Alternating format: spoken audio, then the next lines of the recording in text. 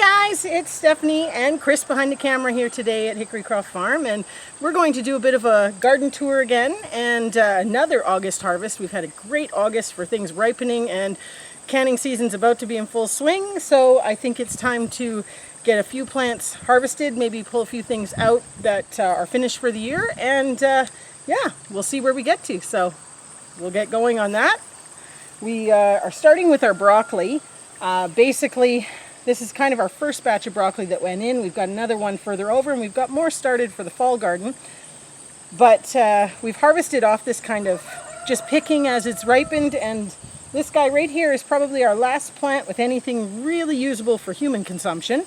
So we're just going to I'm just taking the big chunks off to make it quick and easy for now. We'll fine-tune that when we're in the house later. And then the rest of the plant, we're just going to take it down. Oh boy, that's thick, that's hard stalk. You could probably just pull it out. Maybe, yeah, we'll just pull it. Hang the dirt off. And that's going to be food for one of our groups of bunnies today. So not only is garden feeding us, it's feeding the animals. So next we're going to take out some of these carrots. I mean, this one here has kind of bolted to go to flower, which usually when a biannual does that, it means it hasn't put a lot of effort into growing the roots. So I'm going to pull this one out. See here. Well, that's keepable. Keepable, but yeah, you can see basically, I don't think the carrots really like the raised bed. But anyways, that's still big enough to keep. This was just a carrot mix that we had some seeds. We weren't planning on saving any of these ones. It was just kind of a put them in, see what happens. So anyways, we might, some of these, like this one's a pretty good size. You want to hold it? Yeah. There's the same. So this was a mixed color packet, and it seems so far like the white ones are the only ones that we've really gotten anything substantial out of it. You can see a pretty big difference. Yeah. This plant would have been stressed, but I don't know if you can see here, but our raised beds, it's been so dry, like the top of the soil is, and we have been watering in the evenings, but with no rain, it's just been so dry that, yeah, they're not doing much. But anyways, we're going to add some more soil to this once we get it cleaned out and see what happens in the fall with some of our fall plantings. Do you want to do your peppers since they're right next door? Sure. So we're also going to harvest some of our Doe Hill peppers. I'm placing a guess that there's close to 25. I don't know if you can see very well there, but they have done amazing this year. And we still have, like over here, we still got lots that are green. So this is only going to be a partial harvest, but I won't go through all of them. But of course, not come off. Do you want my scissors? You have to. But they're a small bell pepper, but quite prolific. So that's kind of a good quality, I suppose.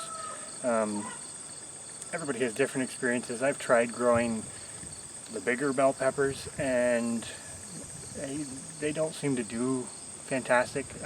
Or you get like 1 or 2 on a plant as opposed to these, which are producing us 20 on a plant. Yeah, so these smaller peppers are definitely more prolific, which is good because that means you actually get to eat some peppers. So we ended up with quite a decent harvest, actually. The carrots did surprise us. We were anticipating there wasn't going to be much in there, especially with the new raised bed this year, and very, very dry. But, you know, some of them delivered. These aren't ones that we were planning to keep growing. It was just old seeds that we had, and we figured we'll throw them in and see what happens. So quite happy with the result. But our Doe Hill peppers have really surprised me. 33 peppers. As you can see, just a gorgeous little shape. Lots of meat on them. They're quite a nice pepper, and as we said, I mean, we have 14 plants. So, and there's probably about the same again on them that aren't ripe. So this is a very nice harvest, and we have been eating off of them for close to 3 weeks now.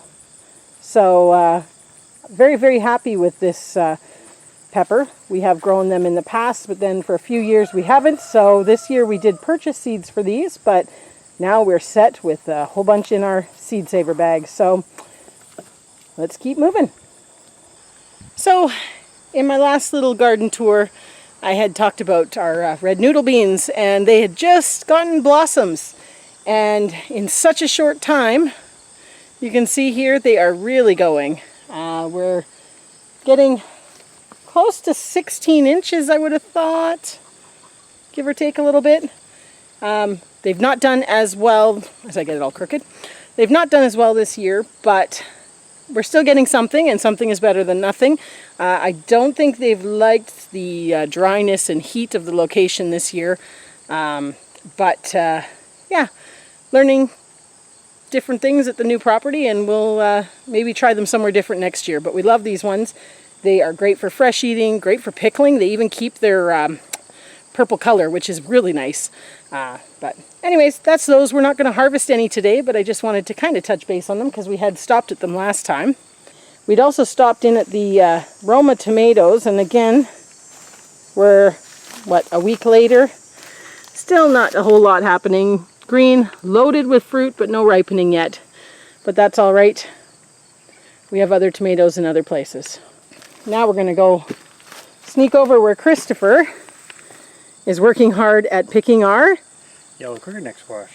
Yes, they have been prolific this year. We did well. Still pretty prolific. There's a bunch almost ready yet, but I'd let them go maybe 2 more days. Yeah. These ones are small enough to, or sorry, still at the good size to pick.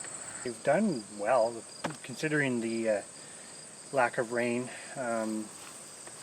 They've bushed out quite nicely. But you can see in here a bunch down there. But one there ready to pick on the bottom. This one we're keeping for seed. That one down there, you think? Mm-hmm. What about this one? That would be you could keep it for seed since it's already gone that far. I have 3 of them. Yep. The one downside to this squash is being a summer squash. When you want to save seeds, you kind of have to let it go well beyond the point that you would eat it. But at the same time, you don't need to do that with very many. So. Well, they still work if you're going to roast them or something, slow cook them. Yeah, you can still eat them a bit. A couple little ones. I find I often just peel off a little bit of the skin with a potato peeler. And yeah. Not quite as many ready, but there's more coming. So, which is awesome.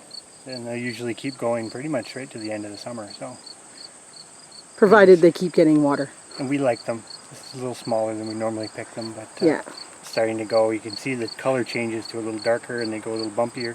And then the skin gets a bit tougher, and still edible, but and sometimes you have to take the skin off. So the beans are doing well. We've got some that are getting to that point for seed collection. We're leaving them. They get nice and big and eventually dry out. Again, as I'd said before, we don't know what these beans are actually called, but they're nice green bean for eating.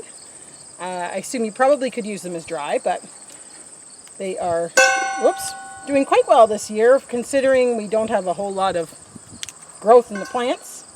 But I didn't really have any big plans for canning too much with beans for this year because I still have a lot from last year because we had a real good year. So just picking for fresh eating at the moment. So it was a great harvest for today.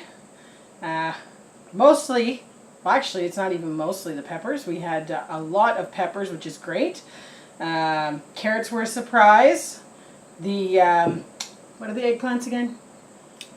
Ping tongue. The ping tongue eggplants. Loving these. And so, Doe Hill peppers. And there's our carrot mix over there. And then these are the ping tongue eggplants. And then, I never say it right.